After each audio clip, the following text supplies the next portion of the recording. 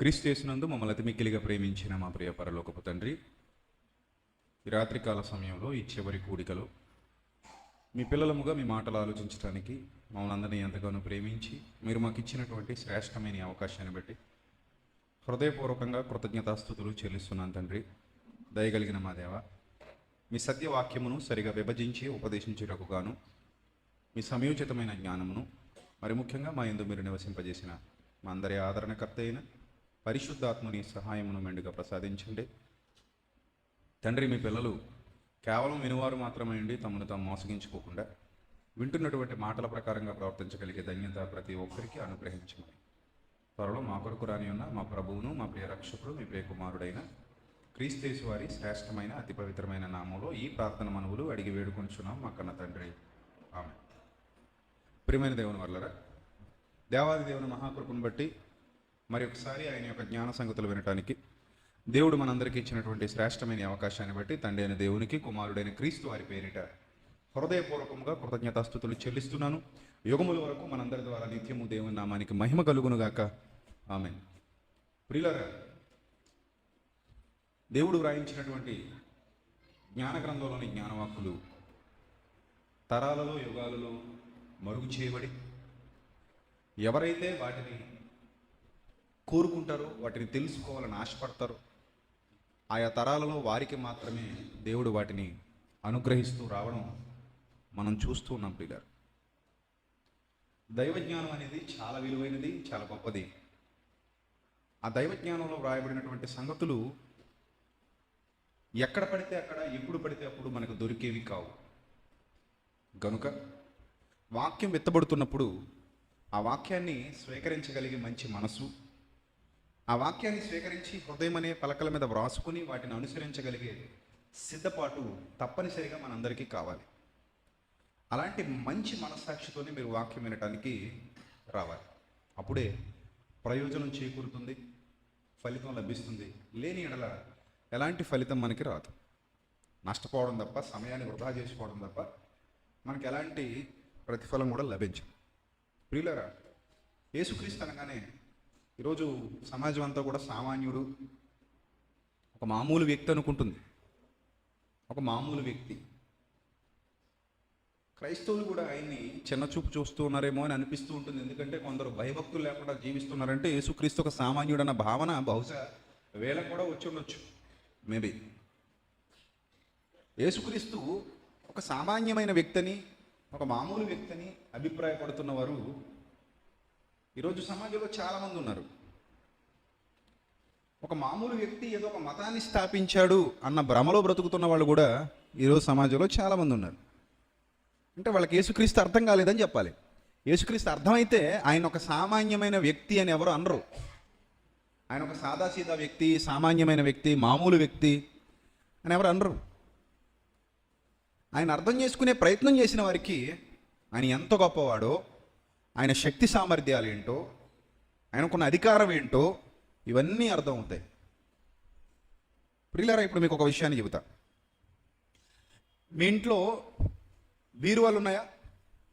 బీరువాలు అంటే ఇనప బీరువాలు, డబ్బులు, బంగారాలు అవి దాచుకుంటారు కదా, మంచి మంచి బట్టలు, విలువైన వస్తువులు, పత్రాలు ఇవన్నీ దాచుకునే బీరువాలు ఉన్నాయి కదా, చాలామందికి ఉన్నాయి.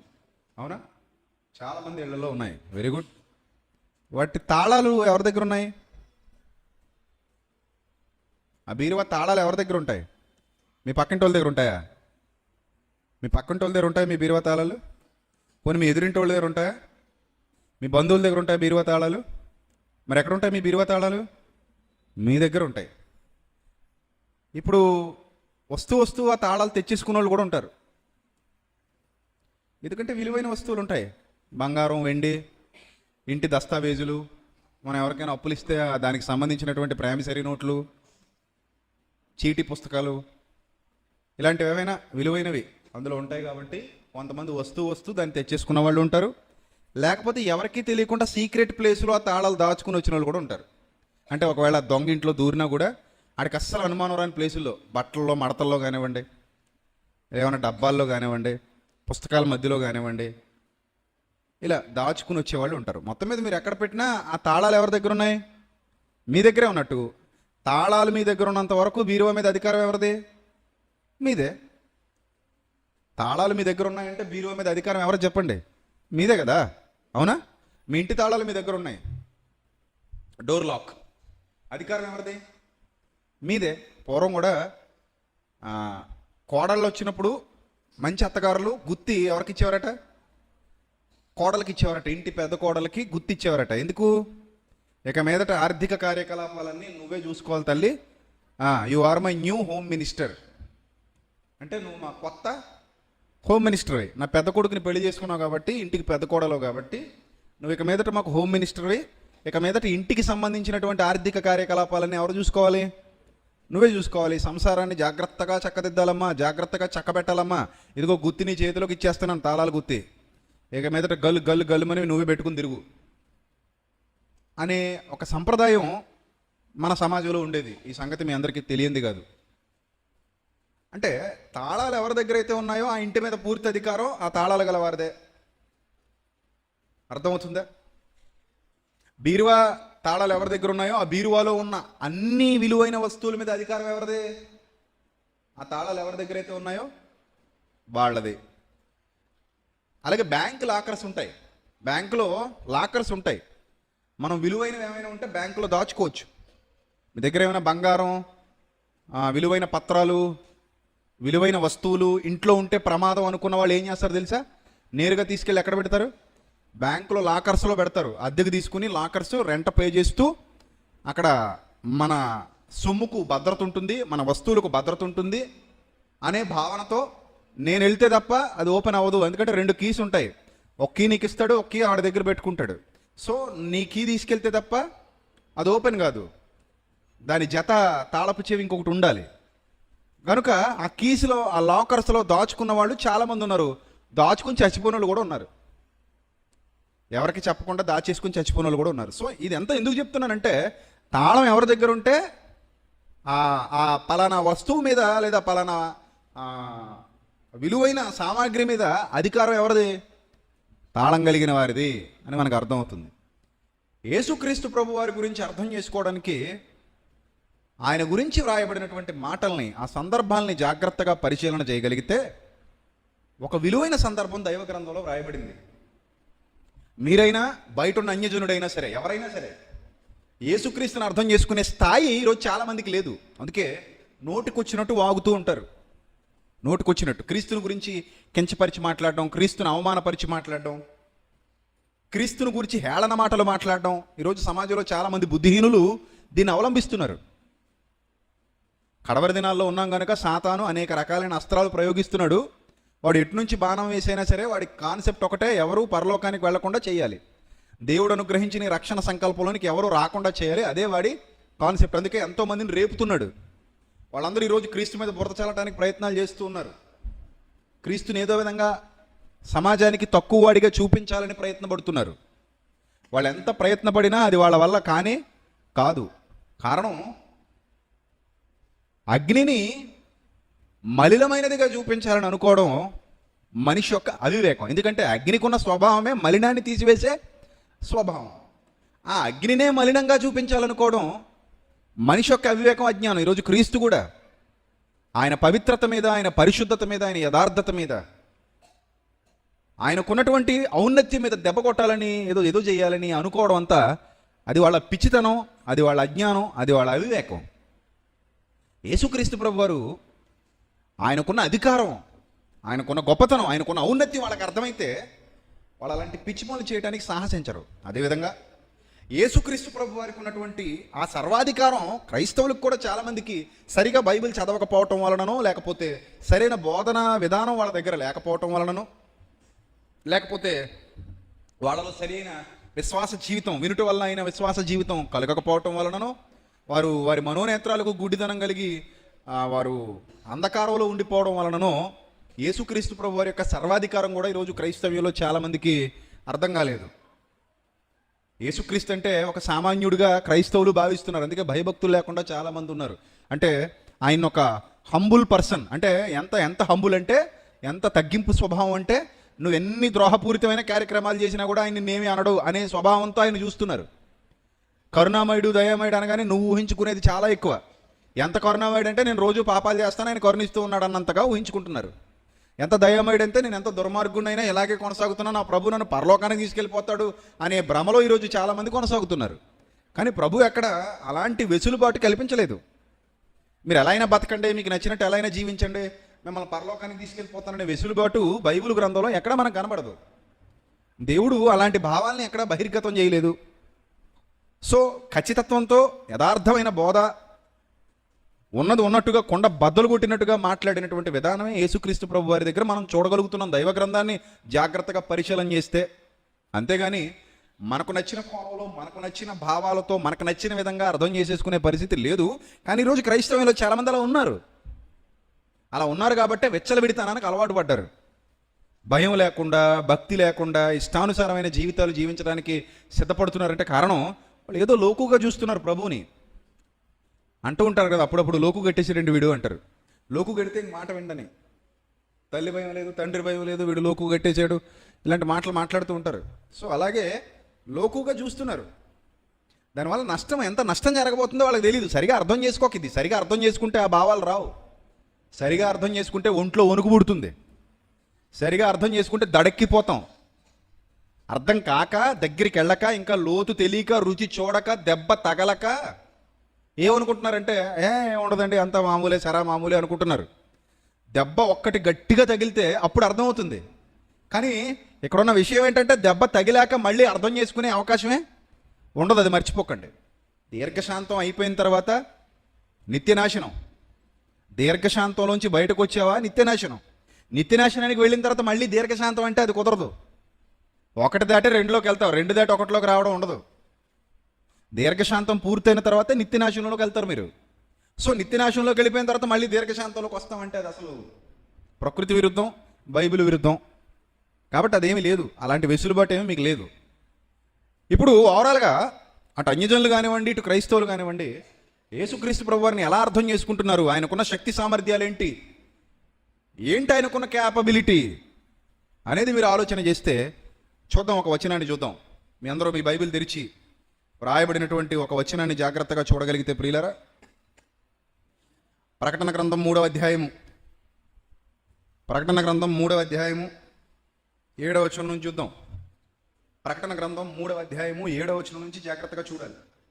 ఫిలదెల్ఫియాలో ఉన్న సంఘపు దూతకు ఎలాగూ వ్రాయము అన్నాడు. ఫిలదెల్ఫియాలో ఉన్న సంఘపు దూత, సంఘపు దూతకు ఎలాగూ వ్రాయము అన్నాడు. ఇక్కడ సంఘపు దూత అంటే సంఘ కాపరి అని మనం అర్థం చేసుకోవచ్చు. అంటే సంఘానికి హెడ్ క్రీస్తు, సంఘానికి నాయకుడిగా ఉన్నవాడు అని అర్థం చేసుకోవచ్చు. రైట్.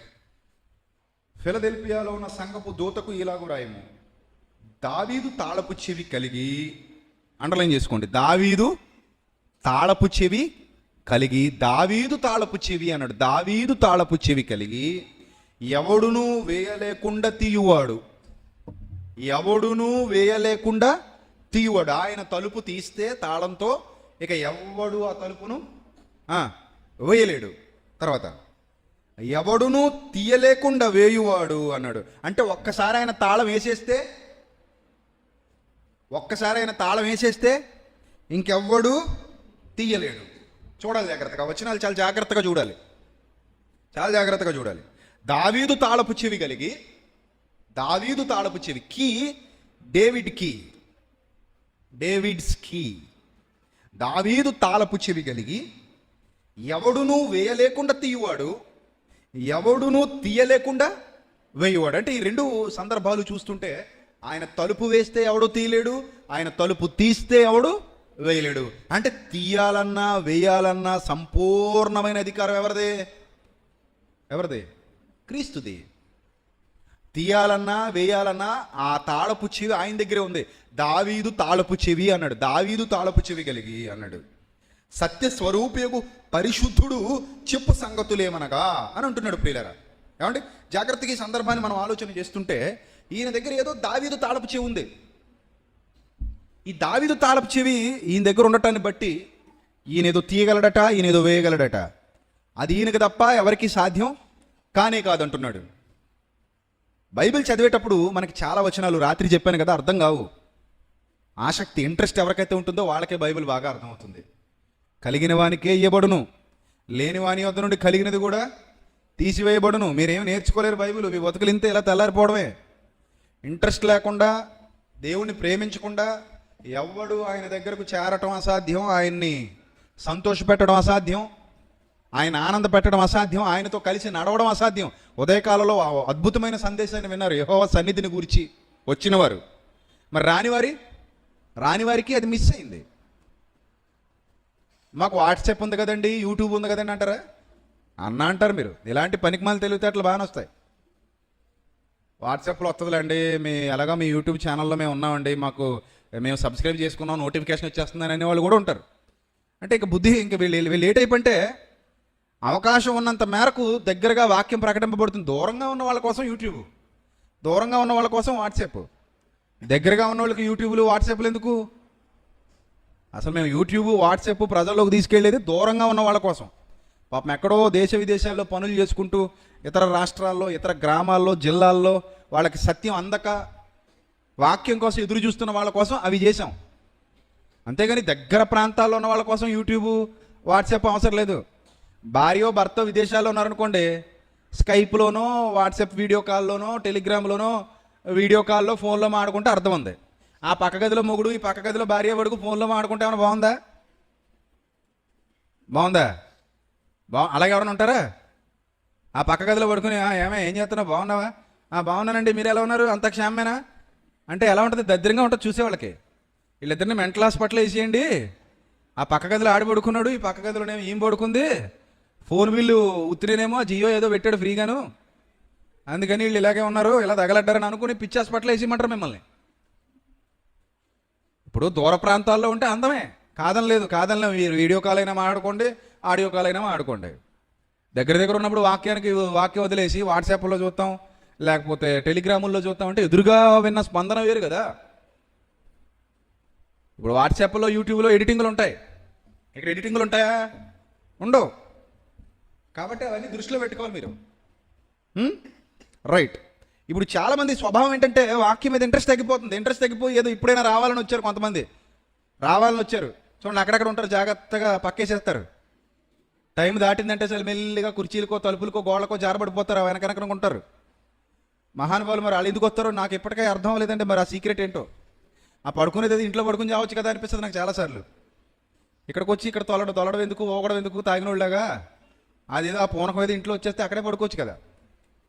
మరి వీళ్ళు ఎందుకు వస్తారో వాళ్ళకే తెలీదు, మనకే తెలీదు. మా దేవుడు ఆయన తీర్పులో వాళ్ళని ఏం చేస్తాడో చూద్దాంలేండి, అప్పుడు చూద్దాం, అప్పుడు ఆలోచిద్దాం వాళ్ళ గురించి. ఇప్పుడు అర్థం కాదు మనకు వాళ్ళు. ఏమండి?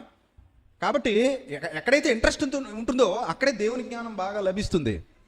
ఇంట్రెస్ట్ లేని చోట దేవుని జ్ఞానం లభించదు. కాబట్టి బైబిల్ అర్థం చేసుకోవాలంటే అది చాలా ధన్యత కావాలి, బాగా కష్టపడాలి, మనసు పెట్టాలి. వీటన్నిటికంటే ముందుగా ఆత్మ సహాయం కూడా కావాలి. కాబట్టి ప్రియులారా, రాయబడినటువంటి మాటను పరిశీలన చేస్తుంటే దావీదు తాళపు చెవి అనే పదాన్ని వాడి ఆ మాటలు రాయబడే సమయానికి, ఈ ప్రకటన గ్రంథం రాయబడే సమయానికి సుమారు 1100 సంవత్సరాల క్రిందట చచ్చిపోయినటువంటి దావీదు యొక్క సందర్భాన్ని ఎందుకు తీసుకొచ్చాడు? ఇది ప్రశ్న. ప్రకటన గ్రంథాన్ని అపోస్తలుడైన యోహాను గారు పద్మాసు ద్వీపంలో పరవాసిగా ఉండి రాశారు. బందీగా ఉండి, క్రీస్తు నిమిత్తం ఆయన బందీ అయిపోయాడు.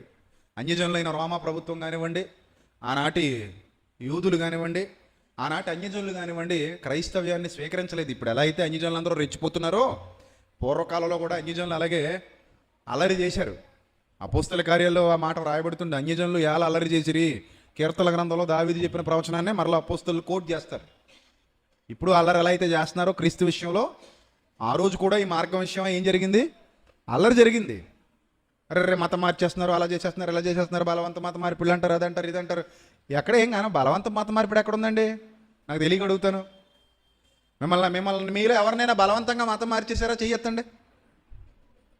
నన్ను బలవంతంగా మతం మార్చేశారండి అని అన్నోళ్ళు చెయ్యొద్దండి. ఇక్కడ ఎవరైనా ఉన్నారా? అసలు మొహమాట పడొద్దు. నేను మిమ్మల్ని అడుగుతున్నాను, మీలో ఎవరినైనా బలవంతంగా క్రీస్తుని నమ్మింపజేశారా మీ చేత? నువ్వు క్రీస్తుని నమ్మాలి అని బలవంత పెట్టి రుద్దేసి నీ చేతిలో బైబిల్ పెట్టి ఇక్కడ లాక్కొచ్చేసారా నిన్ను ఎవరైనా? ఉన్నారా ఎవరైనా? అలాగా జుట్టు పట్టుకుని ఈడ్చుకొచ్చేసి ఇదిగో కూర్చో చర్చిలో వాక్యం వినాలి, నువ్వు నీకు ఇష్టం లేకపోయినా సరే నువ్వు క్రైస్తవ్యాన్ని స్వీకరించాలి, నువ్వు బైబిల్ చదవాలని నిన్ను ఎవరైనా కొట్టి తిట్టి బలవంత పెట్టి తీసుకొచ్చి చర్చిలో కూర్చోబెట్టారా? ఉన్నారు ఎవరైనా అలాంటి వాళ్ళు? ఎవరు లేరండి. బలవంతపు మత మార్పుళ్ళు అంటున్నారు. ఎలా ఎక్కడుందండి ఇది అసలు? బలవంతపు మత మార్పుడు ఎక్కడుంది? ఏం లేదు అసలు. అబద్ధం, అది పచ్చి అబద్ధం. అభద్రతాభావం వాళ్ళకు వచ్చేసి ఎక్కడ మా పునాదులు కదిలిపోతాయో అని కొంతమంది స్వార్థపూరిత ప్రయోజనాల కోసం అందరినీ రెచ్చగొడుతున్నారు. అమాయకులైన హిందూ సోదరుల్ని రెచ్చగొట్టి వాళ్ళను కొంతమంది వెనకున్నటువంటి బడాబడా బాబాలు కానివ్వండి, బడాబడా స్వామీజీలు కానివ్వండి, వాళ్ళ మోసాలకు వీళ్ళని బలి చేస్తున్నారు, వాళ్ళ స్వార్థానికి వీళ్ళని బలి చేస్తున్నారు. ఎప్పటి నుంచో చూస్తున్నాం మనం ఈ చరిత్ర. రాజకీయాలు చేస్తున్నారు. అమ్మో, ఇలాంటి దొంగ బాబాల గురించి ఎన్ని సినిమాలు తీసేయలేదు పూర్వం నుంచే. సినిమాల్లోనే చూసేసాం పూర్వం నుంచి. ఇప్పటికే అదే పంద, వాళ్ళ అభద్రతాభావం. ఏదో విధంగా ఇలా రెచ్చగొట్టి సాతాను ప్రేరేపణ అనుకోండి. అది ముఖ్యంగా బలవంతపు మత మార్పిడి. ఎవడంటే బలవంతంగా మతం మార్చేసుకుంటాడు? నేనేం బలవంతంగా మారలేదు, నువ్వు బలవంతంగా మారలేదు. నీకు నచ్చిన మార్గంలోనికి నువ్వు వెళ్తావు, నువ్వు నచ్చిన మతంలోనికి నువ్వు వెళ్తావు, అది నీ ఇష్టం. అన్ని పరిశీలన చేశాకనే కదా, సత్యం ఏదో అసత్యం ఏదో తెలుసుకున్నాకనే కదా నువ్వు ఎంచుకుంటావు. ఇది భక్తి జీవితానికి బలవంతం ఏమి ఉండదు. భక్తి జీవితానికి బలవంతం ఏముంటుందండి? అస్సలు ఉండదు. కాబట్టి ఇవన్నీ బూటకప్పు మాటలు.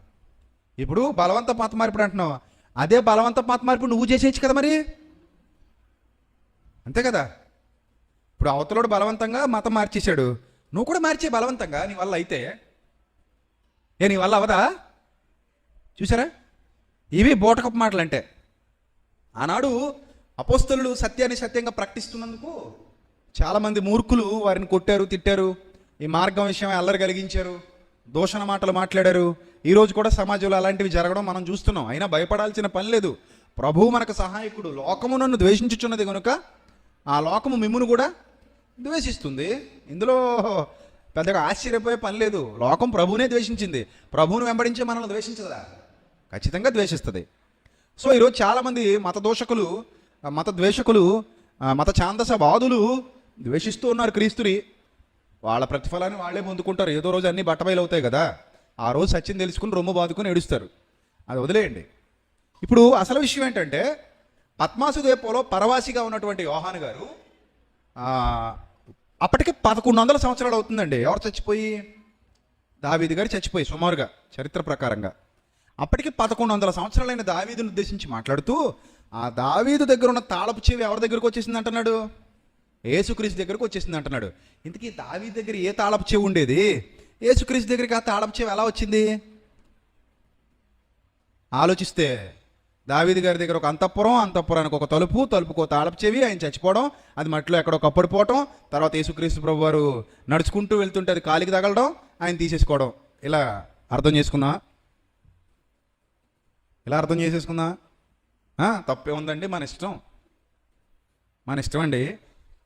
ఇలా అర్థం చేసేసుకుంటారు. వాక్యాన్ని వక్రీకరించడంలో మన వాళ్ళని మించిన వాళ్ళు ఎవరున్నారు? అలా అర్థం చేసుకోవాలా? నో. ఆ దావీదు తాళపు చెవి గురించి దైవ గ్రంథంలో ఎక్కడో ఒక చోట వ్రాయబడి ఉంటుంది. మనం ఏం చేయాలి? ఇప్పుడు వెతకాలి. ఎక్కడుంది దీనికి సమాధానం అని వెతకాలి. అలా వెతుకుతూ ఉంటే ఇప్పుడు ఇంకా ముందుకెళ్ళాలి. క్రీస్తుకు పూర్వం సుమారుగా 700 సంవత్సరాల క్రిందట యెషయా అనే ఒక ప్రవక్త గారు పరిచర్య చేశారు. దావీదు గారి అనంతరం యెషయా అనే ఒక ప్రవక్త పరిచర్య చేశాడు. ఆ పరిచర్య చేస్తున్నటువంటి కాలంలో అనేకమైన సత్యాలు ఇశ్రాయేలీలకు దేవుని ద్వారా బయలుపరిచాడు.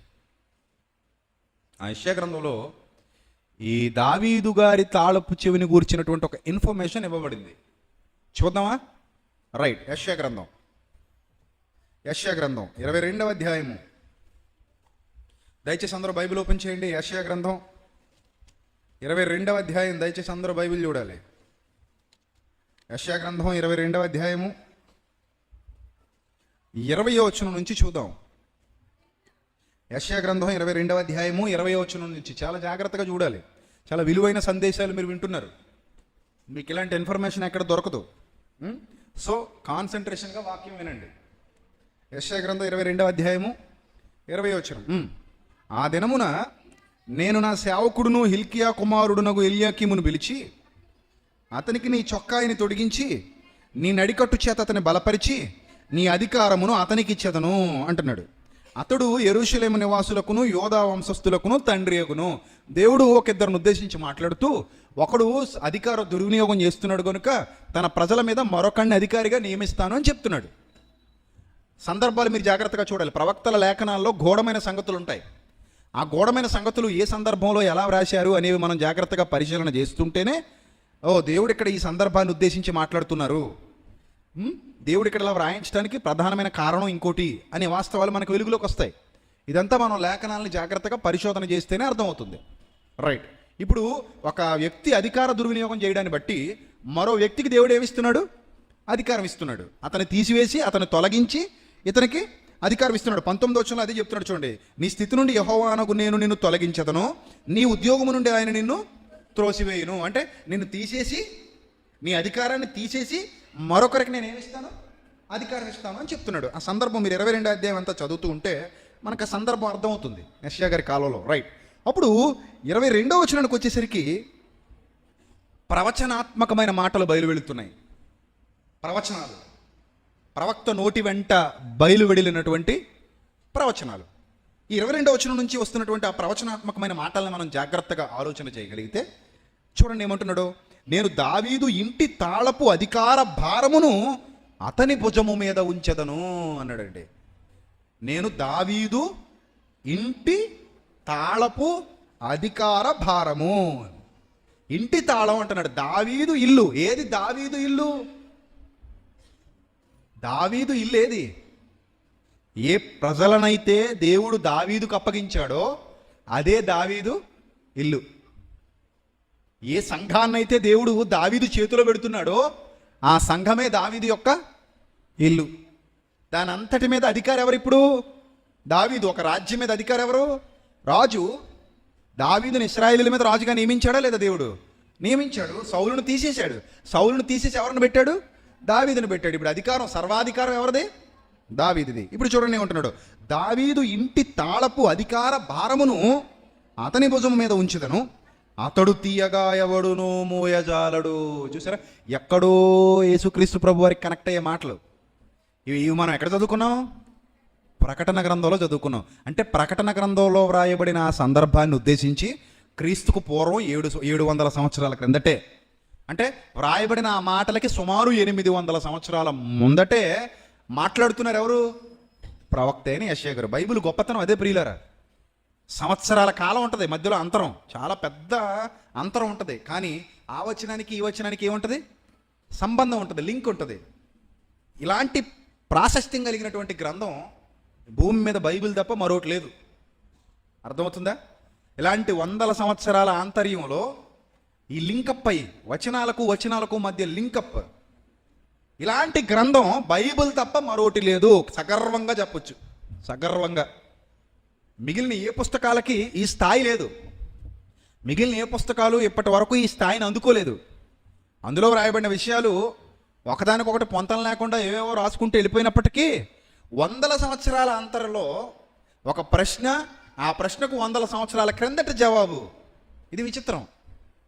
జవాబు ముందొచ్చి ప్రశ్న 100 సంవత్సరాల తర్వాత రావడం అంటే అది విచిత్రం కదా? విచిత్రమే కదా. సో అలాంటి సందర్భాలు కోకొల్లలుగా దైవ గ్రంథంలో మనకి సాక్షాత్కరిస్తాయి. వీటిని బట్టి మనం అతిశయపడొచ్చు. చూడండి ఇప్పుడు ఏమంటున్నాడు. అతడు తీయగా ఎవడునూ మూయజాలడు, అతడు మూయగా ఎవడునూ తీయజాలడు. ఎవరు కనబడుతున్నారు మీకు ఇప్పుడు? ఈ మాటలు చదువుతుంటే ఎవరు కనబడుతున్నారు చెప్పండి? యేసుక్రీస్తు ప్రభు వారే కనబడతారు. ఎందుకంటే పాత నిబంధన ఛాయ, కొత్త నిబంధన నిజస్వరూపం. కొత్త నిబంధన నిజస్వరూపం, పాత నిబంధన అంతా ఏంటి? ఆ క్రీస్తుకు ఛాయ.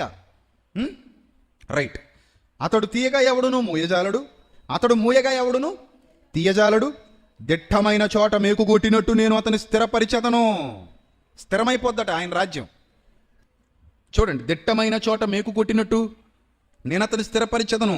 అతడు తన పితరుల కుటుంబమునకు మాన్యత గల సింహాసనముగా ఉండును.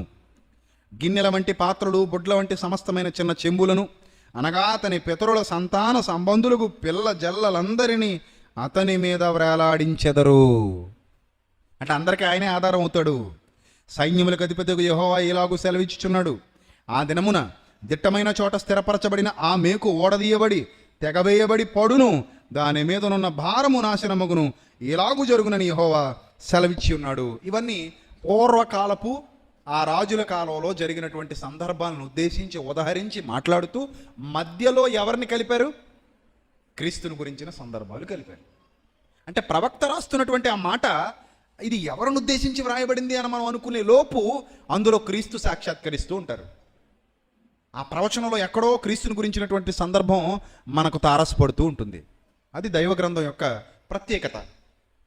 సో ఇప్పుడు మనకి ఏమర్థమవుతుందంటే దావీదు ఇంటి తాళపు అధికార భారము. దావీదు తాళపు చెవంటే దావీదు యొక్క సింహాసనాధికారం ఎవరికి వస్తుందట? దావీదు కుమారుడని పిలువబడుతున్న యేసు ప్రభు వారికి వస్తుంది. దాని గురించి కూడా మీకు లోకాసు వార్తలో చూడగలిగితే, ఆ లోకాసు వార్త 1వ అధ్యాయము 32వ వచనం. లూకాసు వార్త 1వ అధ్యాయము 32వ వచనం. ఆయన గొప్పవాడై సర్వోన్నతుని కుమారుడనబడును, ప్రభువైన దేవుడు ఆయన తండ్రి అయిన దావీదు సింహాసనమును ఆయనకిచ్చును. చూసారా? ఆయన తండ్రి అయిన దావీదు సింహాసనమును ఆయనకిచ్చును అంటే భౌతికమైన సింహాసనం అనుకునేవారు. భౌతికమైన కుర్చీ కాదు ఆయనకి ఇచ్చేది. నా రాజ్యము ఈ లోక సంబంధమైనది కాదు. పిలాతు అంటున్నాడు, నువ్వు రాజువా? అరే నువ్వు సామాన్యుడిగా ఉన్నావు కదయ్యా, నేను చూస్తుంటే నువ్వు అసలు రాజులా ఎక్కడున్నావు? రాజునైతే నేను. రాజు అంటే ఎలా ఉండాలి? నాలా ఉండాలి. మరి నువ్వెలా ఉన్నావు? అత్యంత సామాన్యుల్లా దర్శనమిస్తున్నావు. రాజు ఇతరుల్ని బంధించాలి, ఎవరి చేత బంధింపబడకూడదు. మరి నువ్వెలా వచ్చావు ఇక్కడికి? బందీగా వచ్చావు. ఇప్పుడు నువ్వు బందీగా వచ్చావు, ఎవరిని బంధించి తీసుకురాలేదు ఇక్కడికి. నువ్వు బందీగా వచ్చి ఏమంటున్నావు? రాజుని అంటున్నావు. నిన్ను బంధించి నా దగ్గర విచారణకు తీసుకొచ్చారు కాబట్టి రాజు ఎవరు? నేను. బందీగా ఉన్న నువ్వు రాజు ఎలా అవుతావు? అది పిలాతు కాన్సెప్ట్. సో అందుకు పిలాతు ఏమంటున్నాడంటే, నువ్వు రాజువా అని అడుగుతున్నాడు. అప్పుడు ప్రభు, నేను రాజును కాదు, నా రాజ్యం రాబోతుంది అని అన్నారా? No, I'm the king. పిలాతు, నీవన్నట్టు నేను రాజునే. నీవన్నట్టు నేను రాజునే. అయితే నా రాజ్యము ఈ లోక సంబంధమైనది కాదు. నేను రాజునే. దావీదు సింహాసనం నాది. దావీదు సింహాసనం మీద కూర్చోవడానికి భూమి మీదకి వచ్చా. I'm the king, no doubt. ఎందుకంటే దూత చెబుతుంది, ప్రభు అయిన దేవుడు ఆయన తండ్రి అయిన దావీదు సింహాసనమును ఆయనకిచ్చును, ఆయన యాకోబు వంశస్థులను యుగ యుగములు ఏలును. ఆయన యాకోబు వంశస్థులను యుగ యుగములు ఏలును, ఆయన రాజ్యము అంతము లేనిదై ఉండునని ఆమెతో చెప్పాను. చూసారా? యేసుక్రీస్తు ప్రభు వారు స్థాపించబోయే సంఘాన్నే రాజ్యమే సంఘము. దానిని గురించి అభివర్ణిస్తూ వ్రాయబడినటువంటి విశేషమైన మాటలు. ఆ రాజ్యం దావీదుది. అంటే దావీదు అధికారిగా ఉన్నాడు. ఇప్పుడు దావీదు కుమారుడు ఎవరు కాబోతున్నారు? ఈ యాకోబు వంశస్థుల మీద రాజు కాబోతున్నాడు. యూదుల రాజు. పిలాతు అదే రాయిస్తాడు. శిలువ మీద ఏమని రాయించాడు? INRI. 4 పొడక్షరాలు కనబడతాయి. INRI అంటే ఐజస్ నజరేనస్ రెగ్స్ ఇడారియం. దాని అర్థం అది. ఐజస్ నజరేనస్ రెగ్స్ ఇడారియం అంటే ఆ భాషకి తెలుగు అనువాదం ఏంటో తెలుసా? యూదుల రాజగు నజరేయుడగు యేసు అను పై విలాసమును ఎవరు రాయించారు? పిలాతు రాయించాడు. అంటే యేసును రాజుగా చూపిస్తున్నాడు సమాజానికి దేవుడు. ఇతడే రాజు. అయితే రాజ్యం లోక సంబంధమైనది మాత్రం కాదు. అందరిలాగా ఆయనకి సింహాసనం, పట్టు వస్త్రాలు, బంగారు కిరీటాలు, ఎవరక్కడ అంటే భటులు, అంతఃపురాలు, ఈ టైప్ ఆఫ్ రాజు మాత్రం కాదు. కానీ ఈయన రాజే. ఈయన దేవుని సంబంధమైన రాజు, ఆత్మ సంబంధమైన రాజు, సంఘానికి శిరస్సు, సంఘానికి నాయకుడు. ఇప్పుడు మన రాజు ఎవరంటే మనం ఏమని చెప్తాం టక్మని?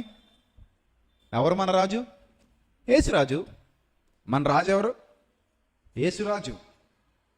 అర్థమవుతుందా? యేసు మనందరికీ, యేసుక్రీస్తు అందరికీ ప్రభువు అంటే అర్థం ఏంటి? రాజుకు పర్యాయ పదమే ప్రభు. ప్రభు అన్న రాజన్న అర్థం ఒకటే. ఇప్పుడు ఆయన రాజ్యాధికారానికి రాబోతున్నాడు. ఆయనే సర్వాధికారి. ప్రభు వెళ్ళిపోతూ భూమి మీద నాకు సర్వాధికారం ఇయ్యబడి ఉన్నది అన్నారు. సర్వాధికారం ఎవరిచ్చారు? దేవుడే ఇచ్చాడు. తండ్రి అయిన దేవుడే ఇచ్చాడు. సో అంత గొప్పవాడు యేసుక్రీస్తు. సామాన్యుడు కాదు, ఆయన రాజు. ఆయన దగ్గర దావీదు అధికారం ఉంది. ఇప్పుడు దావీదు అధికారం అనగానే మళ్ళీ లోక సంబంధంగా ఆలోచించకూడదు. రాజ్యం మారిపోయిందంటే రాజ్యం యొక్క స్వరూప స్వభావాలు కూడా ఏమైపోతాయి? మారిపోతాయి. దావీదు తాళపు చెవులు, దావీదు ఇంటి తాళపు చెవులు అనగానే భౌతికంగా చూడకూడదు. ఎందుకంటే భౌతికమైన రాజ్యం అని యేసుక్రీస్తు అక్కడ చెప్పలేదు. భౌతికమైన రాజ్యం అయితే గుర్రాలు, ఏనుగులు, సింహాసనాలు, భటులు, యుద్ధాలు వగైరా వగైరా అన్నీ ఉంటాయి, అంతఃపురాలు అన్నీ ఉంటాయి. కానీ ఇక్కడ భౌతికమైన రాజ్యం గురించి మాట్లాడలేనప్పుడు తాళపు చెవులు కూడా భౌతికమైనవి కావు, అభౌతికమైనవే అని మనకు అర్థమవుతుంది. ఇక్కడ తాళపు చెవులు అన్నాడని మళ్ళీ భౌతికంగా ఇనప మొక్క, కప్ప, తాళం ఇవన్నీ ఊహించకూడదు. బైబిల్లో వ్రాయబడిన భాష చాలా ఇంపార్టెంట్. ఆ భాషకు తగినటువంటి భావాలు దేవుడు అక్కడ పొందుపరిచారు. అందుకే ప్రకృతి సంబంధులు ఆత్మ సంబంధమైన విషయాలను అర్థం చేసుకోవటంలో ఏమైపోతారు? ఫెయిల్ అయిపోతారు. ఫెయిల్యూర్. కానీ ఆత్మ సంబంధి ఎవని చేత నువ్వు వివేచింపబడడు అన్నాడు కొరింథీ పత్రికలో. రైట్, చూద్దాం ఇప్పుడు. ఈ భౌతికం కానటువంటి ఈ తాళపు చెవులు ఏ విధంగా ప్రభువారి అధికారాన్ని సూచిస్తున్నాయో మనం ఇప్పుడు జాగ్రత్తగా చూడగలిగితే, సంఘాన్ని ఉద్దేశించి, సంఘమే రాజ్యం అని చెప్పాను కదా, సంఘాన్ని ఉద్దేశించి యేసుక్రీస్తు ప్రభువారు మాట్లాడుతూ పేతురు గారికి ఒక అధికారాన్ని ఇస్తున్నారు. చూద్దాం. మత్తయి సువార్త 16వ అధ్యాయము, మత్తయి సువార్త 16వ అధ్యాయము 18వ వచనం నుంచి చూద్దాం ప్రియులారా. మత్తయి సువార్త 16వ అధ్యాయము 18వ వచనం. మరియు నీవు పేతురువు, ఈ బండ మీద నా సంఘమును కట్టుదును, నా సంఘమును కట్టుదును, నా సంఘమును కట్టుదును. నా సంఘము అన్న రాజ్యము అన్న ఒకటే, మర్చిపోకండి. సంఘం వేరు, రాజ్యం వేరు కావు ప్రియులరా. సంఘమే రాజ్యం, రాజ్యమే సంఘం. దేశం అంటే మట్టా మనిష, దేశం అంటే మట్టా మనిష. సంఘం అంటే కట్టడమా మనిష? చర్చ్ అంటే ఇదా మీరా? చర్చ్, మీ చర్చ్ అనగానే మనం ఎలా చూపించేద్దాం. చర్చ్ అనే ఇంగ్లీష్ పదానికి అర్థం తెలిసేవద్దు మనకి. చర్చ్ అంటే ఇదా, ఇదా? చెప్పండి ఇప్పుడు. చర్చ్ అదా ఇదా? అదా ఇదా? ఇది చర్చ్. ఇది చర్చ్ ఉండడానికి గూడు. చర్చ్ కూడుకోవటానికి మనం గూడేసుకున్నాం ఇక్కడ. అర్థమవుతుందా? చర్చ్ ఇది కాదు. చర్చ్ మనమే. అంతెందుకండి, పొద్దునే కదా ఆయన చెప్పారు పెద్ద ఆయన, ఇదివరకు చర్చ్ ఎక్కడ ఉండేదట? ఆ పక్కన ఉండేదట. ఇప్పుడు ఇక్కడికి వచ్చింది. అక్కడ ఉన్నప్పుడు ఈ గుంపే, ఇక్కడికి వచ్చినప్పుడు ఈ గుంపే. మారదు, అది మారద్దే. కట్టడం మారొచ్చు కానీ మీరు మారరు. కట్టడం మారదు, మీరు మారరు. సో చర్చ్ అనగానే ఎవరు? మనం. దేశం అంటే మట్టి కాదు, దేశం అంటే మనుషులు. సంఘం అంటే రాతి కట్టడం కాదు, సంఘం అంటే మనం. జీవము గల దేవుని సంఘం, జీవము గల దేవుని సంఘం అన్నాడు. ఇది జీవము లేనిది, రాతి కట్టడం. మనం జీవము గలవారము. మనమందరము అంటే చర్చి కూడుకోవటానికి ఒక ప్లేస్ మనం నిర్మించుకున్నాం. దాన్నే దేవాలయంగా పిలుస్తున్నారు. అర్థమవుతుందా? అసలు విలువైన వాళ్ళు ఎవరు దేవుడికి? రేపొద్దున క్రీస్తు వస్తే ఎత్తబడేది ఎవరు? ఈ ఇలా పునాదులతో సహా లేచి వెళ్ళిపోద్దా పరలోకం? మీరు వెళ్తారా? క్రీస్తు వస్తే ఎవరు వెళ్తారు చెప్పండి? ఏ ఊర్లో ఉన్న చర్చ్ గాలిలో ఎగరదు, మేఘాల మీద. మరి వెళ్ళేది ఎవరు? చర్చ్ అంటే మీ భాషలోకి వెళ్ళి మాట్లాడుతున్నాను. చర్చ్ ఎగురుద్ది కానీ ఈ చర్చ్ ఎగరదు. ఈ చర్చ్ ఎగురుతుంది, ఎగిరితే మేఘాల మీద. అది సెలెక్ట్ అయితే. సెలెక్ట్ అవ్వకపోతే ఇది ఎగరదు. అర్థమైందా? ఆయన దగ్గర సెలెక్ట్ అయితే మేఘాల మీద వెళ్ళిపోయేది ఎవరు? ప్రభువుని ఎదుర్కొనేటకు చర్చ్ అనగా సంఘము, అనగా మనము. మనమే సంఘము, మనమే ఆయన రాజ్యము, మనమే ఆయన పిల్లలము. మనకు ప్రభువు శిరస్సు, మనం ఆయన శరీరంలో అవయవాలము. రైట్, చూడండి ఇప్పుడు ఏమంటున్నాడు. నా సంఘమును కట్టుదును, పాతాళలోక ద్వారములు దాని ఎదుట నిలువ నేరవని నేను నీతో చెప్పుచున్నాను. పాతాళ లోక ద్వారములు దేని ఎదుట నిలువలేవట? నా సంఘము ఎదుట నిలువనేరవు. సంఘానికి ఉన్న శక్తి అంత గొప్పది ప్రియులారా. సంఘానికి ఉన్న శక్తి అంత గొప్పది. పాతాళ లోక ద్వారాలు మీ ఎదుట నిలువ నేరవు. అంత శక్తి సంఘానికి ఉంది. అంత శక్తి ఇచ్చాడు సంఘానికి. తర్వాత పరలోక రాజ్యం యొక్క తాళపు చెవులు నీకిచ్చెదను అన్నాడు. పరలోక రాజ్యం యొక్క తాళపు చెవులు నీకిచ్చెదను అంటే సంఘానికి ఇస్తున్నాడట. సంఘంలో పేతురు కూడా ఒక సభ్యుడు. సంఘంలో పేతురు కూడా ఒక సభ్యుడు మాత్రమే. ఏమండి, పరలోక రాజ్యం యొక్క తాళపు చెవులు నీకిచ్చెదను. కీస్ ఎవరి దగ్గర ఉన్నాయి? కీసు యేసుక్రీస్తు ప్రభు వారి దగ్గర. అధికారం ఇస్తున్నాడండి సంఘానికి. ఏమంటున్నాడు తెలుసా? నీవు భూలోకమందు సంఘం భూలోకమందు దేని బంధించుదువో అది పరలోకమందును బంధింపబడును, భూలోకమందు దేని విప్పుదువో అది పరలోకమందును విప్పబడునని అతనితో చెప్పెను. సంఘానికి ఉన్న శక్తి చూసారా? సంఘం ఎవరినైనా బయట పెట్టేసింది అనుకోండి. మీలో ఒకడు తన సొంత తల్లిని ఉంచుకొన్నాడట, అట్టి జారత్వము అన్యజనులలోనైనను జరగదు, అట్టి కార్యము చేసిన వారిని మీలో నుండి వెలివేయుడి అన్నాడు కొరింథు పత్రికలో. కొరింథు సంఘంతో చెబుతున్నాడు. ఇప్పుడు సంఘం అతన్ని బయట పెట్టేసింది అనుకోండి, అతన్ని ఏం చేసినట్టు? బంధించేసింది. సంఘానికి ఉన్న శక్తి ప్రియులారా ఇది. మీరు భూమి మీద వేటిని బంధించుదురో అంటున్నాడు. అంటే మీరు ఈ భూలోకమందు దేని బంధించుదువో అది పరలోకమందును బంధింపబడును అన్నాడు. అంటే దేని అనే సందర్భంలోనికి చాలా విషయాలు వస్తాయి. వ్యక్తులు వస్తారు, విధి విధానాలు వస్తాయి, ఆయా మూఢనమ్మకాలు వస్తాయి. దేని బంధించుదువో అది పరలోకమందును బంధింపబడును, భూలోకమందు దేని విప్పుదువో అది పరలోకమందును విప్పబడును. అర్థమవుతుందా? అంటే సంఘానికి దేవుడు చాలా గొప్పదైన అధికారం ఇచ్చాడు. దేని బంధించుదువో అది బంధింపబడుతుంది, దేని విప్పుతావో అది విప్పబడుతుంది. ఈ విధంగా దేవుడు సంఘానికి చాలా గొప్పదైన శ్రేష్టమైన అవకాశాలు ఇచ్చాడు, చాలా ధన్యతనిచ్చాడు సంఘానికి. సంఘం అంత గొప్పదిగా అభివర్ణిస్తున్నాడు. కారణం, సంఘానికి శిరస్సు ఎవరు? యేసుక్రీస్తు. యేసుక్రీస్తే ఈ తాళపు చెవులు ఎవరికి ఇస్తున్నారు? సంఘానికి ఇస్తున్నారు, పేతురు గారికి ఇస్తున్నారు. తాళపు చెవులు ఎవరి దగ్గర ఉన్నాయి? యేసుక్రీస్తు ప్రభు వారి దగ్గర ఉన్నాయి. ఇప్పుడు సంఘం తెలుసుకోవాల్సిన అత్యంత ప్రాశస్త్యమైన ప్రాముఖ్యమైన సంగతి ఏంటో తెలుసా? ఆ తాళపు చెవులు దేనికి ఉపయోగపడతాయి? మీరు దేని బంధించుదురో అది పరలోకమందు బంధింపబడుతుంది, దేని విప్పుదురో అది పరలోకమందును విప్పబడుతుంది. మీరు దేని బంధిస్తారు? మీరు దేన్నైతే సంఘం బంధిస్తుందో అది పరలోకమందు బంధింపబడుతుంది. సంఘం దేన్నైతే విప్పుతుందో అది పరలోకమందును అది విప్పబడుతుంది. సో ఇలాంటి అధికారాన్ని దేవుడు ఎవరికి ఇచ్చేశాడు? సంఘానికి ఇచ్చాడు. పాతాళలోక ద్వారములు దాని ఎదుట నిలువ జాలవు అన్నాడు. పాతాళలోక ద్వారములు దాని ఎదుట నిలువ జాలవు. ఇలాంటి గొప్పదైన స్థితిని దేవుడిచ్చాడు.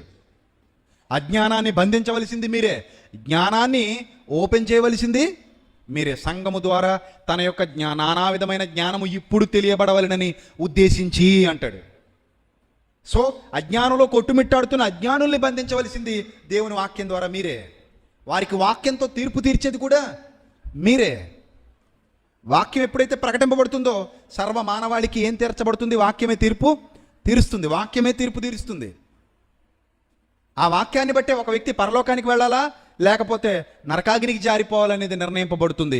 వాక్యము వినువాడు, విని స్వీకరించేవాడు ధన్యుడవుతాడు, విననివాడు లెక్కప్ప చెప్పుకోవాల్సిన వాడు అవుతాడు. సో సంఘానికి ఉన్న శక్తి చాలా గొప్పది ప్రియులరా. అది క్రీస్తు అనుగ్రహించాడు ఆ సంఘానికి. ఇప్పుడు ఈ తాళపు చెవులకున్న పవర్ ఏంటి? పాతాళలోక ద్వారములే దీని ఎదుట నిలువ జాలవు, నిలువ నేరవు అన్నాడు. పాతాళలోక ద్వారములు దాని ఎదుట నిలువ నేరవని నేను నీతో చెప్పుచున్నాను అన్నాడు. అంటే అంత శక్తి ఆ తాళపు చెవులకుందా? సంఘానికి ఆ తాళపు చెవులు ఇచ్చాడా? ఎస్.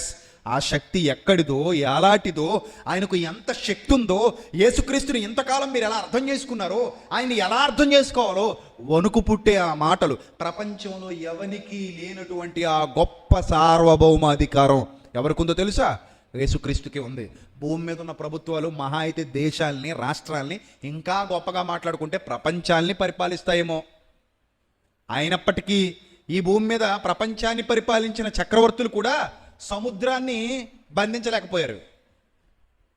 ఈ భూమి మీద ప్రపంచాన్ని పరిపాలించిన చక్రవర్తులని పిలువబడిన వారు కూడా గాలిని బంధించలేకపోయారు, భూకంపాన్ని నిలువరించలేకపోయారు, ప్రకృతి వైపరీత్యాలను ఆపలేకపోయారు. వరదలు వస్తుంటే చక్రవర్తికి భయపడతాయా? కర్నూలులో మధ్య వరదలు వచ్చాయి, కర్నూలు ఎమ్మెల్యే ఇల్లు కూడా ముంచేశాయి. మరి రూల్గా అయితే అయ్యో ఈ నియోజకవర్గం ఎమ్మెల్యే గారు ఈయన ఇంటి జోలికి మనం వెళ్ళకూడదు అనుకోవాలి కదా. మరి అవి నీళ్లు తుంగభద్ర నదిలో నీళ్లు అనుకున్నాయి ఎలాగా? ప్రకృతికి రాజైనా ఒకటే, భేదైనా ఒకటే. ప్రకృతి ఏ మనిషికి అధికారం క్రింద లేదు. ప్రకృతి ఏ మనిషి అధికారానికి లోబడదు. దేశానికి ప్రధానమంత్రి అయినా భూకంపం వస్తే బోబుగుడ్లా పగిలిపోతాడు లోపల. అర్థమవుతుందా? దేశానికి ప్రధానమంత్రి కావచ్చు, భూకంపానికి ప్రధానమంత్రి కాదు. దేశానికి రాష్ట్రానికి ముఖ్యమంత్రి కావచ్చు, తుఫానికి ముఖ్యమంత్రి కాదు. తుఫాన్ వచ్చిందని అది మా కాకినాడ బంగాళాఖాతంలో వస్తామని ముఖ్యమంత్రి కాకినాడ బంగాళాఖాతంలో స్పీడ్ బోట్ వేసుకెళ్ళాడు అనుకోండి, ఆగుతావా ఆగవా అని? అమ్మో సీఎం గారు వచ్చేసరికి దడక్కిపోయి నీళ్ళు అలా నిమ్మలం అయిపోతాయా? అయిపోతాయా?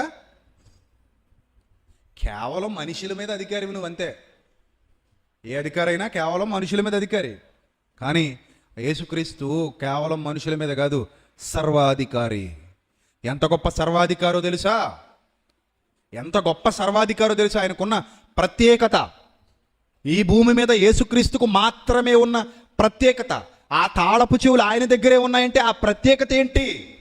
ఆ భౌతికమైనది కాదది, అభౌతికమైనది, శరీర సంబంధమైనది కాదది, శరీరాలకు అతీతమైనది. అలాంటి గొప్పదైన శక్తి సామర్థ్యాలు ఎవరి దగ్గర ఉన్నాయి? యేసుక్రీస్తు ప్రభు వారి దగ్గర ఉన్నాయి. ఆయన సామాన్యుడు కాదయ్యా, దేవుడు. యేసు దేవుడు కాదు, దేవుడు కాదు, దేవుడికి బుద్ధిహీనులు వాగుతున్నారు నోటికొచ్చినట్టు. యేసు దేవుడు. దేవుడు అనటానికి ఈ తాళపు చెవులకున్న అధికారం ఏంటో మీరు ఓపెన్ చేసి దైవ గ్రంథంలో చూడగలిగితే దేవుడికి తప్ప మరొకడికి అలాంటి అధికారం ఉండదు. దేవునికే తప్ప మరొకడికి అలాంటి అధికారం ఉండదు. అలాంటి గొప్పదైన అధికారం కలిగిన వాడే యేసుక్రీస్తు ప్రభువారు. చూడండి ప్రియులారా, అదే ప్రకటన గ్రంథం. పేతురికి ఎంత ధైర్యంగా తాళపు చెవులు ఇస్తాను, పాతాళ లోక ద్వారములు అన్నాడు. పాతాళ లోకం అంటే భూమికి దానికి సంబంధం ఉందా? ఇది భూలోకం. ఈ భూలోకం మీదే ఒక మనిషి సర్వాధికారి కాడు. ఏ దేశానికి ఆ దేశానికే అధికారం ఉంటాడు. ఇక్కడ యేసుక్రీస్తు ప్రభు వారు మాట్లాడుతున్నది భూలోకాన్ని ఉద్దేశించి కాదు, మరో లోకాన్ని ఉద్దేశించి. మరో లోకం మీద అధికారం ఈ మట్టి లోకంలో మనిషికి ఎక్కడదే? ఈ మట్టి లోకంలో ఉన్న మనిషికి ఈ లోకం మీదే శాశ్వతంగా అధికారం లేదు. అర్థమవుతుందా? ఇక మరో లోకం మీద అధికారం ఎక్కడదే? ఇప్పుడు యేసుక్రీస్తు ప్రభు వారిని సామాన్యుడిగా చూస్తున్న వాళ్ళు, యేసుక్రీస్తు ప్రభు వారిని మామూలు వ్యక్తిగా చూస్తున్న వాళ్ళు, యేసుక్రీస్తు ప్రభు వారిని మనలాంటి వాడే అనుకుంటున్న వాళ్ళు ఈ వచనాన్ని చూసి ఆశ్చర్యపడాలి. యేసుకున్న ఔన్నత్యం ఎంత గొప్పదా అని అనుకోవాలి. ఎస్, చూడండి యేసుక్రీస్తు ప్రభు వారి గురించి ప్రకటన గ్రంథంలో రాయబడిన మాట, 1వ అధ్యాయము. ప్రకటన గ్రంథం 1వ అధ్యాయము ఆయనకున్న గొప్పతనాన్ని ఎంత చక్కగా వివరిస్తున్నాడో చూడండి ప్రియులారా. 1వ అధ్యాయము 18వ వచనం. ప్రకటన గ్రంథం 1వ అధ్యాయము 18వ వచనం అందరూ చూడాలి. ప్రకటన గ్రంథం 1వ అధ్యాయము 18వ వచనం చూడండి. నేను మొదటి వాడను, కడపటి వాడను, జీవించువాడను, ఇదిగో మృతుడనైతిని గాని ఇదిగో యుగ యుగములు సజీవుడనై ఉన్నాను. ఇక్కడే ఆయన గొప్పతనం అర్థమవుతుంది. మృతుడనైతిని గాని ఇదిగో యుగ యుగములు సజీవుడనై ఉన్నాను. మరియు మరణము యొక్కయు పాతాళ లోకము యొక్కయు తాళపు చెవులు నా స్వాధీనములో ఉన్నవే. దేని తాళపు చెవులు ఉన్నాయట ఆయన దగ్గర? మరణం. ఇప్పటి వరకు ఏ దేవుడి దగ్గరైనా తాళపు చెవులు ఉన్నట్టు చూసావా? చరిత్రలో ఏ దేవుడైనా, ఏ మహానుభావుడైనా, ఏ గొప్ప వ్యక్తి అయినా సమాధి ఖాళీగా ఉన్నదని చూసావా? చాలామంది మన భరతగడ్డ మీద పుట్టారు గొప్పవాళ్ళు అంటున్నారు. సరే, మంచిదే. వారి సమాధులన్నీ మూసివేయబడి ఉన్నాయి. ఏ ఒక్కరి సమాధి తెరువబడి లేదంటే కారణం వారిని మరణం బంధించింది. వారి తాళాలు మరణం దగ్గర ఉన్నాయని అర్థమవుతుందా? వారి తాళాలు ఎవరి దగ్గర ఉన్నాయి? మరణం దగ్గర ఉన్నాయి. సో అందుకే వారు మరణంలో బంధింపబడ్డారు. అందుకే వారి యొక్క సమాధులు మనకు కనబడుతున్నాయి. ఆ సమాధులలో కుళ్ళినటువంటి వారి అస్థిపంజరాలు దర్శనమిస్తాయి. వారు చనిపోయారు, సమాధి చేయబడ్డారు, అంతే. వారు చనిపోయారు, సమాధి చేయబడ్డారు. ఆ సమాధుల్లో ఇంకా వారి యొక్క శరీరాలు దర్శనమిస్తాయి, అస్థిపంజరాలు దర్శనమిస్తాయి. కొందరేమో కల్పితాలు, కొందరు యథార్థంగా ఉన్నవాళ్ళు. చాలా వరకు కల్పితాలు ఉన్నారు. అంటే కల్పించబడిన కథల్లో ఉన్న వాళ్ళను మహానుభావులుగా మనకు సమాజానికి చూపించిన దాఖలాలు కూడా ఉన్నాయి. కొందరు యథార్థంగా ఉన్నవారు, యథార్థంగా సమాజంలో గొప్పవారిని కీర్తింపబడిన వారు, వారు మరణించడం మనకు తెలుసు, వారి యొక్క సమాధులు క్లోజ్ అయిపోవటం మనకు తెలుసు. దీని అర్థం ఏంటంటే వారి యొక్క తాళపు చెవులు మరణము యొద్ద ఉన్నాయి. మరణం యొక్క తాళపు చెవులు ఎవరి యొద్ద ఉన్నాయి? ప్రపంచ ప్రజలందరి తాళపు చెవులు మరణం యొద్ద ఉంటే మరణం తాళపు చెవులు యేసుక్రీస్తు చేతుల్లో ఉన్నాయి. ఇప్పుడు చెప్పండి, యేసుక్రీస్తు దేవుడు కదా? యేసు దేవుడు కదా? మరణాన్ని బంధించిన మహనీయుడు, మరణాన్ని జయించి తిరిగి లేచిన మృత్యుంజయుడు, సమాజానికి నేటికి ఆయన సమాధి సాక్ష్యం. ఆయన సమాధి సాక్ష్యం. ఇజ్రాయెల్కి వెళ్ళి చూడగలిగితే 11వ తేదీ నేను కూడా వెళ్తున్నాను, ఈ నెల, వచ్చే నెల. ఇజ్రాయెల్కి వెళ్ళి చూడగలిగితే అక్కడ ఆయన సమాధి నేటికి ఉంది. నేటికి ఆ సమాధి నేటికి ఎలా ఉంది? ఖాళీ. అందులో యేసుక్రీస్తు లేడు. రోమా గవర్నమెంట్ సాక్ష్యం. ఆయన సిలువ వేయబడ్డాడు, మృతుడయ్యాడు, మరణించాడు, సమాధిలో పెట్టబడ్డాడు. సమాధి గోడలు చీల్చుకుని మరణాన్ని జయించి మృత్యుంజయుడుగా బయటకు వచ్చాడు. మరణాన్ని తన పాదాల కింద తొక్కేశాడు. మరణం యొక్క తాళపు చెవులు తన చేతిలో పెట్టుకున్నాడు. అదే చెబుతున్నాడు. మరణమా నీ ముళ్ళెక్కడా? మరణమా నీ విజయం ఎక్కడా? మరణమా నీ ముళ్ళెక్కడా? మరణమా నీ విజయం ఎక్కడా? ఇదిగో జీవాధిపతి మరణాన్ని తొక్కేశాడు. మరణం యొక్క తాళపు చెవులు ఆయన చేతిలో ఉన్నాయి. ఓపెన్ చేయాలంటే ఎవరు చేయాలి? ఆయన చేయాలి. ఈ భూమి మీద ఎవరికైనా సరే జీవం కావాలా, జీవితం కావాలా, యుగ యుగాల జీవితాన్ని కావాలనుకుంటున్నారా? యేసు తప్ప వేరొక దారి లేదు. ఇంపాసిబుల్. యేసు తప్ప ఈ ప్రపంచానికి వేరొక దారి లేదు. మరణం నుంచి విడిపించబడటానికి ఇది మత మార్పిడి కాదు. బుద్ధిహీనుడు మత మార్పిడి అంటాడు. ఏది మత మార్పిడి? ఏంటయ్యా మత మార్పిడి?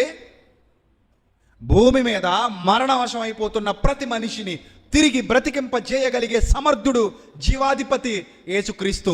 ఆయన యందు విశ్వాసం ఉంచిన వారు మాత్రమే, ఆయన సంఘములోనికి ప్రవేశించిన వారు మాత్రమే, ఆయన యందున్న వారు మాత్రమే మరణము నుంచి విడుదల పొంది ఒక మహాలోకానికి వెళ్ళగలుగుతారు. ఒక మహాలోకంలో యుగయుగాలు తండ్రితో పాటు వాసం చేయబోతున్నారు.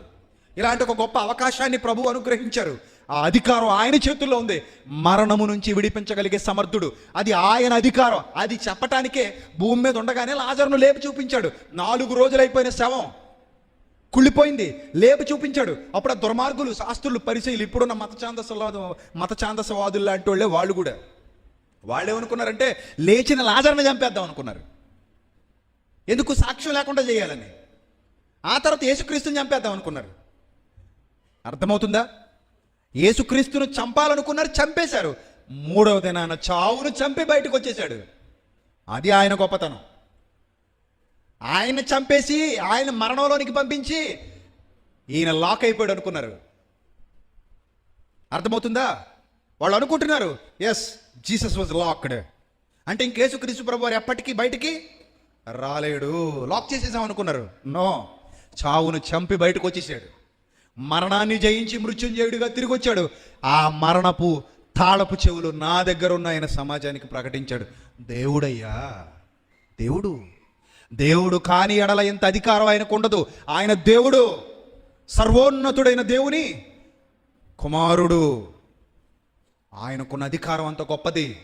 సర్వాధికారం ఇవ్వబడి ఉన్నది. ఆ సర్వాధికారి చేతిలో మరణపు తాళపు చెవులు ఉన్నాయి. ఆ సర్వాధికారి చేతిలో పాతాళ లోకము యొక్క తాళపు చెవులు నా స్వాధీనములో ఉన్నవి అన్నాడు. చూడండి, నా స్వాధీనములో ఉన్నవి. అంత గొప్పవాడు యేసుక్రీస్తు. ఈరోజు సంఘాన్ని పిలుస్తున్నాడంటే, సంఘాన్ని ఆహ్వానించాడంటే, నమ్మి బాప్తిస్మం పొందిన వాడు రక్షింపబడును అనే ఖచ్చితమైన మాట మాట్లాడంటే తాళం ఆయన దగ్గర ఉంది కాబట్టి, తాళం ఆయన దగ్గర ఉంది కాబట్టి అంత ఖచ్చితత్వం. లేకపోతే అంత ఖచ్చితత్వం ఎక్కడది? అంత ఖచ్చితత్వం ఎక్కడది? నీ దగ్గర సరుకు ఉంటేనే ధైర్యంగా మాట్లాడతావు. సరుకు లేకపోతే నువ్వేం మాట్లాడతావు? నీ దగ్గర ఏదైనా ఉంటేనే దానం చేయడానికి సిద్ధపడతావు. ఏవి లేకపోతే నువ్వేం చేస్తావు? ఈగలు తోలుకోవాలి. నీకంత ధైర్యం ఎక్కడిది? నీ దగ్గర ఉంటేనే నువ్వు ధైర్యంగా ఇవ్వగలుగుతావు. నీ దగ్గర ఉంటేనే నువ్వు ధైర్యంగా నువ్వు భరోసా ఇవ్వగలుగుతావు. యేసుక్రీస్తు ప్రభువు వారు భరోసా ఇస్తున్నారు. రుజువు చూపించి, మాయ మాటలు కాదు, మళ్ళీ రుజువు చూపించి అత్యంత క్రూరంగా, అత్యంత పాశవికంగా చంపేసి గొలుగతో కొండ మీద ప్రపంచానికి అంతటికీ బాహాటంగా ఆనాటి రోమా ప్రభుత్వ కాలంలో శిలువ మీద వేలాడదీసి ఉదయం 9 గంటలకు ఎక్కించి రాత్రి సాయంకాలం 3 గంటల సమయం వరకు ఆయన ప్రాణాలతో ఆ శిలువ మీద వేలాడి మరణించిన తర్వాత శవాన్ని దింపి నారబట్టతో చుట్టి అరిమత యోసేపు తన కోసం తొలిపించుకున్నటువంటి రాతి సమాధిలో ఆయన నుంచి రాళ్ళు భద్రం చేసి రాళ్ళు దొర్లించి మరలా ఈ ప్రధాన యాజకులు దొంగవాళ్ళు వాళ్ళు వెళ్ళి ఆ అధికారులతో మాట్లాడి దానికి సీలేయించి అక్కడ మళ్ళీ కాపలాలు పెట్టించి ఇంత హడావిడి చేసి ఇంత నానా హంగామా చేసి 3వ దినాన రాళ్ళు పగిలిపోయాయి. భూకంపం వచ్చింది యెరూషలేములో. ఇదంతా చరిత్ర, కల్పిత కథ కాదు, ఎవడో రాసుకొచ్చేసింది కాదు, ప్రజల మధ్య బాహాటంగా జరిగింది. దీన్ని కాదనటానికి ఎవరికి దమ్ము లేదు. నేటికి సజీవంగా సాక్ష్యాలన్నీ మనకి కనబడుతున్నాయి. యేసుక్రీస్తు చరిత్ర పురుషుడు నేటికి సజీవంగా సాక్ష్యాలు కనబడుతున్నాయి. ఎవడయ్యా వీటిని కాదనగలిగేవాడు? ఎవడో మూర్ఖుడు అజ్ఞానంగా వాగితే వాగాలి. సూర్యుడు లేడు అన్నాడు అనుకోండి, మనం ఏమంటాం? దెప్ప మీద కొట్టి ఉదయం రారా బయటకని తీసుకెళ్తాం. చూడరా ఆకాశంలో అంటే ఆ సూర్యుడు కాదు అదేదో బొమ్మ అన్నాడు అనుకో. నువ్వెలా చెప్పగలరా? అది బొమ్మ అంతే, అది నాకు తెలుసు. మొన్న మధ్య వెళ్ళి వచ్చాను, అది బొమ్మది. మా పిల్లాడు మొన్న బాగా గాలుది పైకి వదిలేస్తే అక్కడికి వెళ్ళింది అన్నాడు అనుకో. ఇంకేమంటావండి? ఏమంటాం? వీడో మెంటలేదవండి, మనకి ఎందుకు ఇడుతూ అంటాం. అంతే కదా. మీ పిల్లాడు గాలి వదిలితే అక్కడికి వెళ్ళి నిలబడిందా? అది బెలూన్, అది సూర్యుడు కదా. అంటే అది హీలియం వాయువులతో మండుతున్న అగ్నిగోళం కాదనమాట. కాదు. మరి ఏంటది? గాలిపడగా. మరి రాత్రి కనబడుతున్న చంద్రుడు అదేంటది? అది మా చిన్నోడు ఊదిన పడగది. పగలొచ్చేది మా పెద్దోడు ఊదాడు, రాత్రి వచ్చేది మా చిన్నోడు ఊదాడు అన్నాడు అనుకో. ఏమంటావు ఇంకవండి? నువ్వు అసలు మనిషివి కాదురా, అడ్డగాడిదివి, అనవసరంగా నీతో మాట్లాడుతున్నాను, నీకు ఇంకేం చెప్పలేము, నీకేం చెప్పినా అర్థమై సావదు, ఇంక నీ జన్మ ఇంతే అనుకో వచ్చేస్తాం కదా. ఈ రోజు కూడా అలాంటి అడుగు మురుకు లేదో 4 మాటలు మాట్లాడేసేదో ఉన్నదాన్ని లేనట్టు లేనిదాన్ని ఉన్నట్టు మాట్లాడేవాళ్ళు తప్ప వాస్తవాలతో ఆధారాలతో రుజువులతో చూపించి మాట్లాడుతున్నాం. యేసుక్రీస్తు సజీవుడు. ఆ సజీవుడైన యేసుక్రీస్తు మరణం యొక్కయు పాతాళ యొక్క లోకం యొక్కయు తాళపు చెవులు ఆయన చేతుల్లో పెట్టుకున్నాడు. ఇప్పుడు చెప్పండి, మరణంలో నుంచి బయటికి రావాలంటే తాళం ఉన్నోడు కావాలా, లోపల ఉన్నోడు కావాలా? నువ్వు సెల్లోంచి బయటికి రావాలి. కానిస్టేబుల్ దగ్గర తాళాలు ఉన్నాయి. పక్కన ఉన్న ఖైదీని బతిమాలుతావా, కానిస్టేబుల్ని బతిమాలుతావా? ఎవరిని బతిమాలుతావు? పక్కన ఉన్న ఖైదీని బతిమాలుతావా? తాళం తీరా బయటికి పోదామని. ఆడే లోపల ఉన్నాడు, ఇంక నీకేం తెస్తాడు నీ మోహన్ తాళం? ఆడు నువ్వు కలిసే ఉన్నారు లోపల, వాడు నీకేం తాళం తీయలేడు. తాళం తీయాలంటే ఎవరు తీయాలి? మరణాన్ని జయించి మృత్యుంజయుడై తిరిగి లేచిన వాడు. మరణం యొక్క తాళపు చెవులు తన స్వాధీనంలో. ఓన్లీ మరణం యొక్కయే కాదు, పాతాళ లోకం యొక్క తాళపు చెవులు కూడా ఎవరి దగ్గర ఉన్నాయి? క్రీస్తు దగ్గరే ఉన్నాయి. అందుకే మృతుల పునరుద్ధానంలో పాతాళ లోకంలో పరదైస్ అనే ప్రాంతంలో ఉన్న వారిని కూడా వెంట పెట్టుకుని వస్తాడు ఆయన. ఆయన వాళ్ళని వెంట పెట్టుకుని వస్తాడు. మృతులు సజీవులై తిరిగి లేస్తారు. సమాధులు పగిలిపోబోతున్నాయి క్రీస్తు రాకడో. ఇది విశ్వాసం. అదృశ్యమైన ఉన్నవనుటకు మన దగ్గరున్న రుజువు. భయపడాల్సిన పని లేదు, సిగ్గుపడాల్సిన అవసరం అంతకంటే లేదు. వాస్తవాన్ని గురించి సిగ్గుపడాల్సిన పనే ఉంది. రాత్రిలో ఉన్నాం, ఉదయం చీకటి పొరలను చీల్చుకుంటూ సూర్యుడు ఉదయిస్తాడు అని మనం మాట్లాడుతున్నాం. ఈ రాత్రిపూట ఉన్న బుద్ధిహీనులు అంటారు, ఏంటి ఈ చీకటి పోతుందా, ఈ చీకటి అంతా అంతరించిపోతుందా, ఉదయాన్నే సూర్యుడు అనేవాడు చీకటి పొరలను చీల్చుకుని ఉదయిస్తాడా, అప్పుడు ఈ భూమండలం అంతా వెలుగుతో నింపబడుతుందా, మేము దీన్ని నమ్మాలా? హవ్వ బుద్ధిహీనుడా అని హహహహ అన్నాడు అనుకోండి, ఏమంటావు? అరే వీడు ఇలా అంటున్నాడు, ఇది నిజం కాదేమో, పొద్దున్న సూర్యుడు రాడేమో, తెల్లవారదేమో స్వామి అంటావా? ఏమంటావు?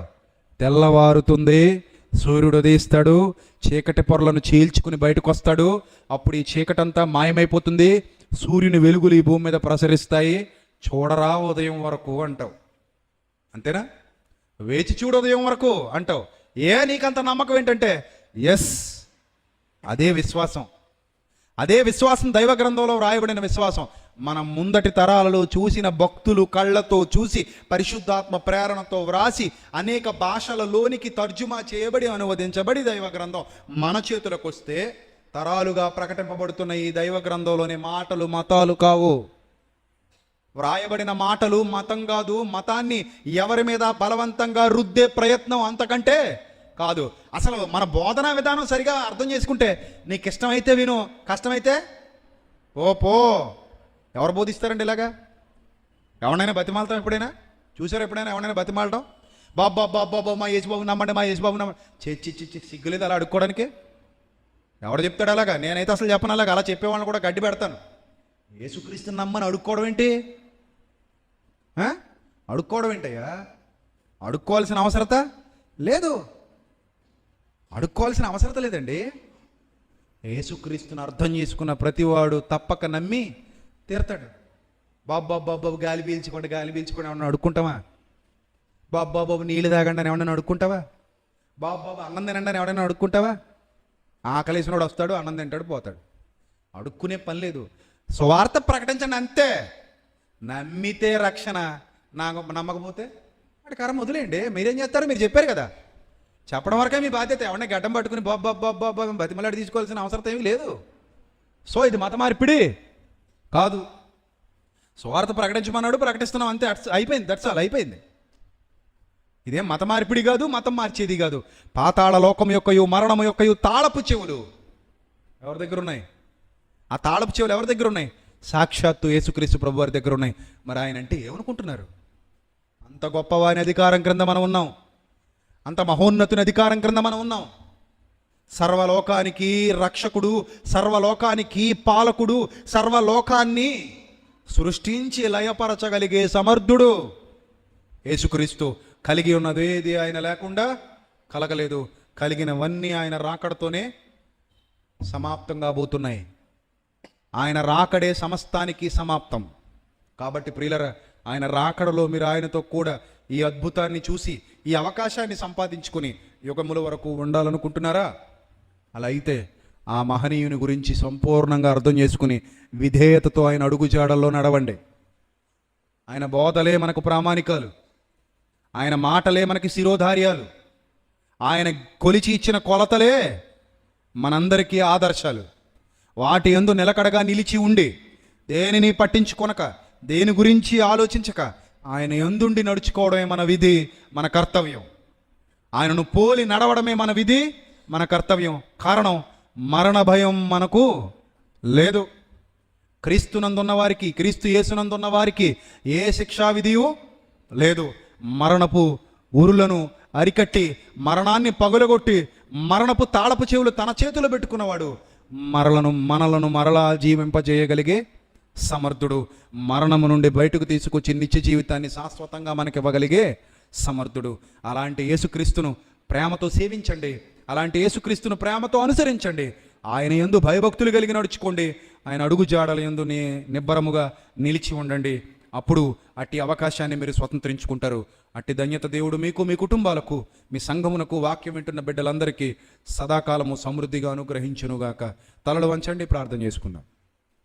క్రీస్తు యేసునందు మమ్మల్ని అతి మిక్కిలిగా ప్రేమించిన మా ప్రియ పరలోకపు తండ్రి, విలువైన మీ జ్ఞాన సంగతులు మాకు అనుగ్రహించినందుకు ఏమిచ్చి మీ రుణం తీర్చుకోగలం తండ్రి. దయగలిగా శ్రేష్టమైన మీ వాక్కులు మాకు వినిపించారు. మీ పిల్లలు విని విడిచిపెట్టేవారుగా కాకుండా విన్న మాటల ప్రకారం ప్రవర్తించగలిగే ధన్యత ప్రతి ఒక్కరికి అనుగ్రహించండి. త్వరలో మా కొరకు రాని ఉన్న ప్రభువును మా ప్రియ రక్షకుడైన యేసుక్రీస్తు వారి శ్రేష్టమైన అతి పవిత్రమైన నామములో ఈ ప్రార్థన మనవులు అడిగి వేడుకొనిచున్నాం మా కన్న తండ్రి. ఆమెన్. అందరికీ వందనాలు. May God bless you all. Thank you.